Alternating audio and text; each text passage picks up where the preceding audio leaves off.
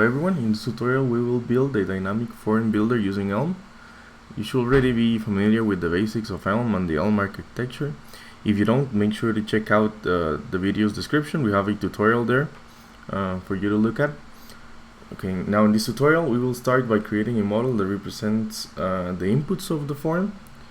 Then we will create the view that displays the list of inputs, so that would be our form. And in this tutorial we will finish by creating a basic update function that just saves and displays input changes. In the next tutorial we will implement the validations for our form. Okay, so as you can see, we are using a tool named Eli, which is an Elm live editor, so it's easier. We don't have to install anything, and we can actually save everything. Also, if you'd like, check that we are starting with a basic project. This is not how Eli projects start. We actually created a extremely basic project. Let's compile it and see. And as you can see, we already have like a beginner program mounted. So this is actually easier, and we don't have to discuss the bootstrap of the project. If you want to start with this project, we also add the link to the video's description. So let's get started. First, we have to start by creating our model, and by model I mean we have to create a model that represents an input. This main model, if you're not familiar with Elm, or maybe you're just starting, it's like a view model. So that's the actual model that views will see, and that's the model that views will use to build themselves. So let's start. Okay, so we actually create a record. Remember, this will actually be used to create the HTML inputs. So we'll need a value. Okay, now it'll be a string. We'll also want it to have a name. Okay, oops, it looks like, yep, a name. Label, we will use this as for the placeholder.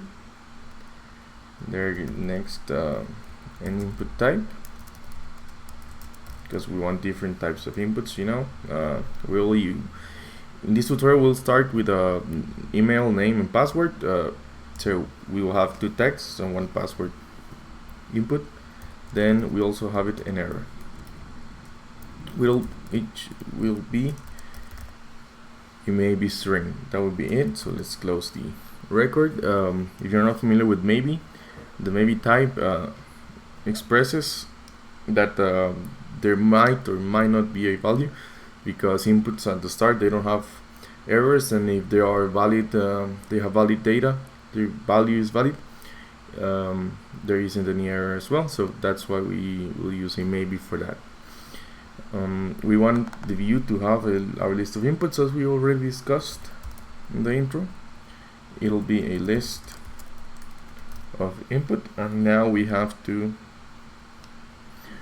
update our initial model. So our model now receives a list. So let's get on with that. Let's give it a little format so it's easier. Okay, so in case you don't know how to create records, you can use them as a function that receives each value as a parameter. That's the form that we'll use. We'll create the name like this, so it's actually clear for us that it's the name. So let's see, that would be the placeholder, or the label in our case. The input type, this one will be an email, which is a text but with an extra validations. Okay, let's instead copy this, paste it, so it will be foreign. Let's call it name. We'll have a name. This one is a text. And now, yep, let's here comes the password, yep, and it's also a password. Then let's close our list, and there we go. Really straightforward, right? Now let's move to the view. Okay, I'd like to see a little, yeah, there we go. And so let's start. It takes a model. Now our model doesn't have a hello property anymore. In case, again, if you're not familiar with these view functions, div and text, for example, most of them, at least the ones that can have child elements, take two parameters, which are basically two lists. One would be attributes, which we won't use in this div, and the other is a list of child elements, child views, if you will. Now here, this is the main view. Just as the model, we have a main model, then we have our specific models. We will also have that in the view part, because this will be like our container, and then we will create another view for a single element. Now we'll use a functional programming technique, or functional programming operator, which is map. It's really helpful because we're working with lists in here. Basically, we want to transform the list of inputs into a list of views, so or list of HTMLs, to be more precise. Let's do it, and we'll go from there. We'll take a list .map. Let's check out what the definition of list.map is. The signature. Let's look for it. Okay, there we go. So list.map takes a function which takes an AB and returns a list of A. It takes also a list of A, and it returns a list of B. So sorry, let's make it clear. Function takes a function that takes an A, returns a B. It also takes a list of A and returns a list of B's. So what does this mean?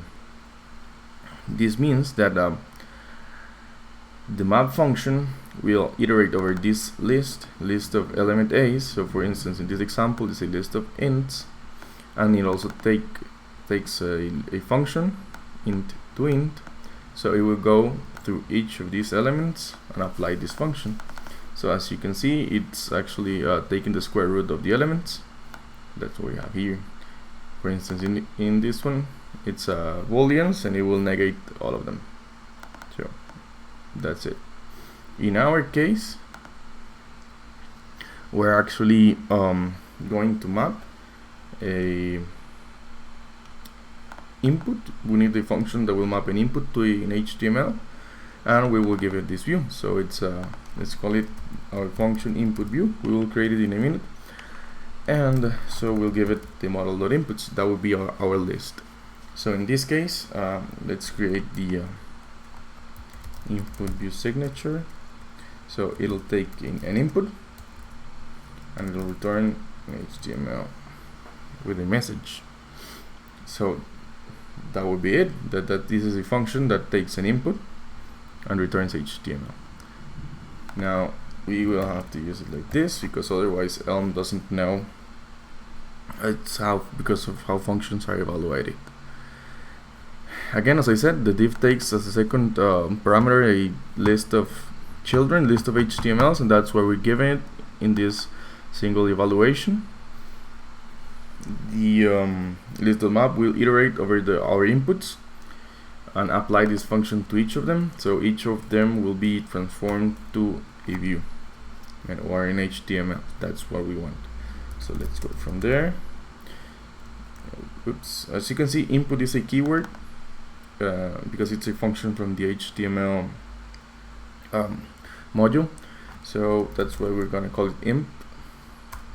And okay, it's implemented. Now for this case, we won't use one of the lists or even a form. We will use plain divs, because all we want is the display of things. Again, this won't have any attributes or events. Let's create another div for our input first.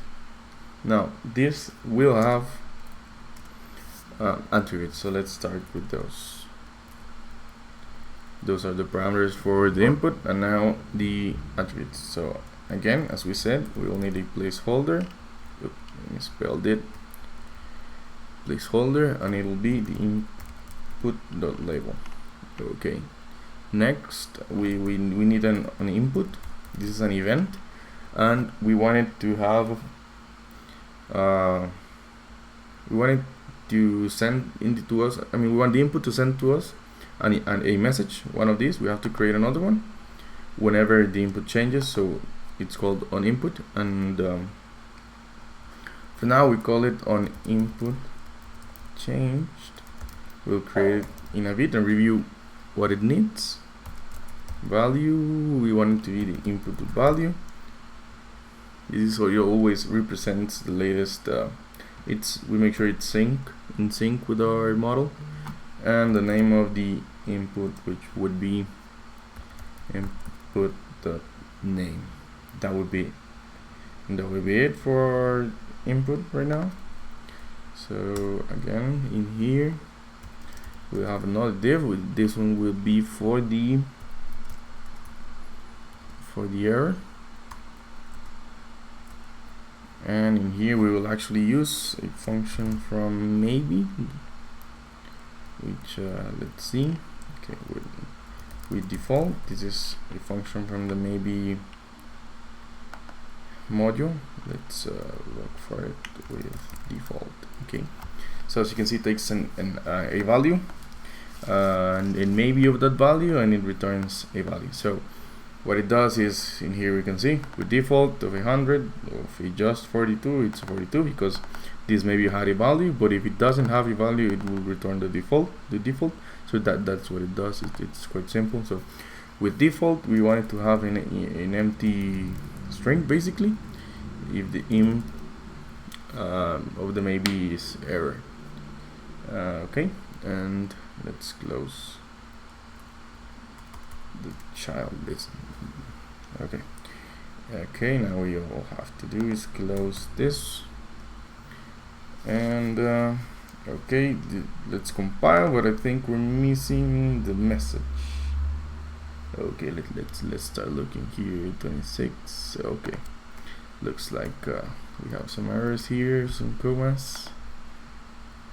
Again, cannot find. Okay, so remember, it was like a basic template. We have to add the attributes module that is inside the HTML module, like that. And okay, an input is an event, so let's include the events as well.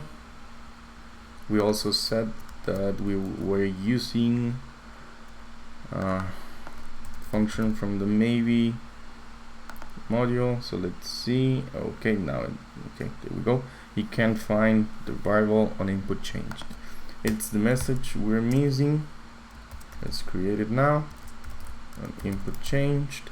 Now in here we will need two values, not one. The first one, it's going to be an input, because we want to know which was the input that was changed. Since we're building them dynamically, we just have a list.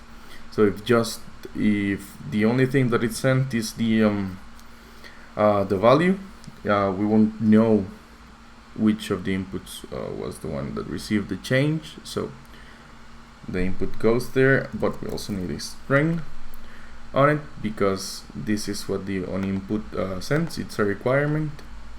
Now again, since we need it to be evaluated first before we give it to the onInput function, we just need to give it the input like that. This is you can think of this like a function.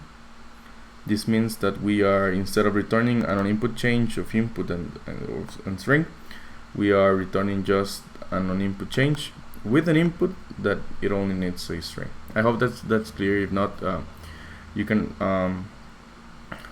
ask me in the comments, and I'll make sure to create a more in-depth explanation. Now let's start to compile and see.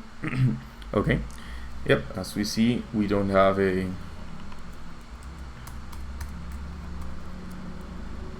we didn't add the new event in here, so we will have an input here and the new value, and for now we will return the model just to see if we're okay. And there we go.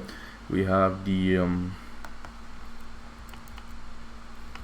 okay, as you can see, it's not being changed. This is because we are actually syncing. I mean, let's try removing this. Compile.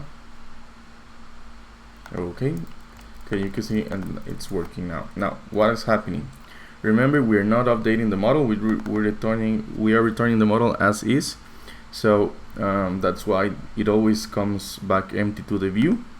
Maybe this helps you understand the Elm architecture, how this works. Since we are returning the model, we are basically ignoring the change.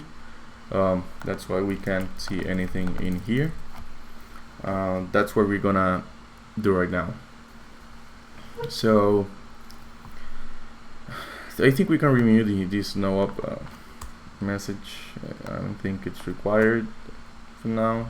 Let's make sure, and there we go. Okay, now how are we going to? We have to update the model. So our main model, and it has a list. So from here, as I said, if we're working with lists, it's best if we use map and a combination of a function that updates a single element. That makes it way easier to think about. It's simpler. So we'll take that route again, the same one we took here to build the views, we'll take here to update the model. So in Elm, how you update records, it's like this. You take the record first, inside brackets, a pipe, and the property. Now in here, we're going to map, again, list map. Since we are not giving it to another function, we don't have to enclose it with a parenthesis. So it's list.map. Let's update input. We haven't created it, but we will in a second. And the list that we have to update, it's the inputs in the model.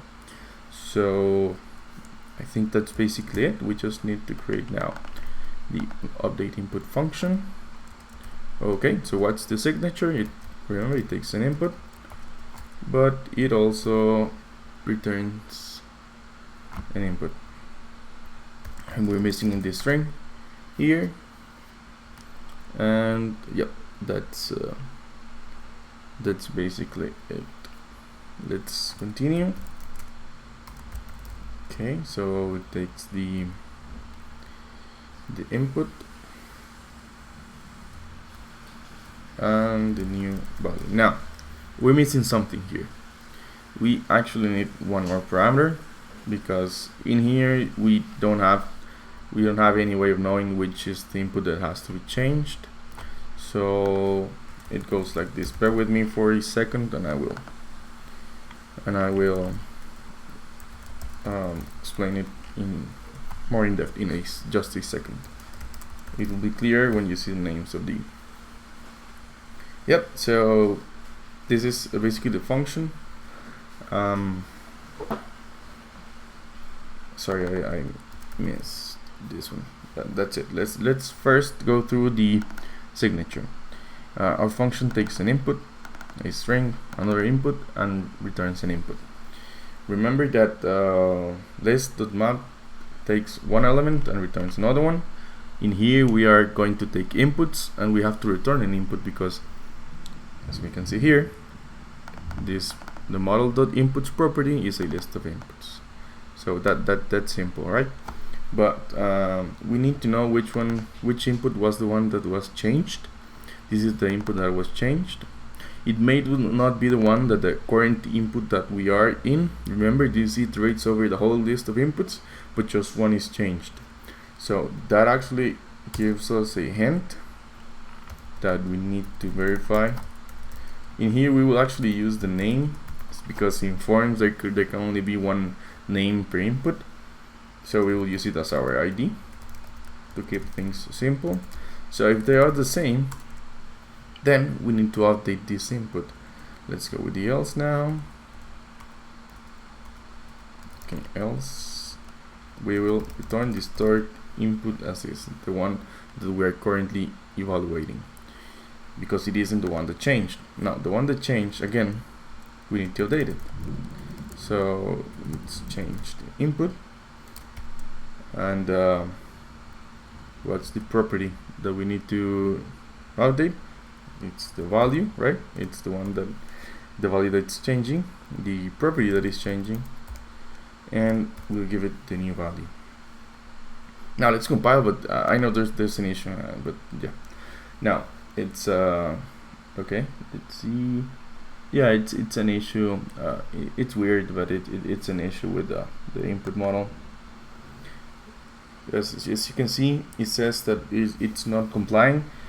It says that the type annotation for update says that it always returns the model, but it's actually returning something of this form, which is an inputs property, which is a list of a function that takes a string input and returns an input. That's because we need to, as you can see, update takes 4 parameters. We're not giving it the ones that it needs, because okay, let's see.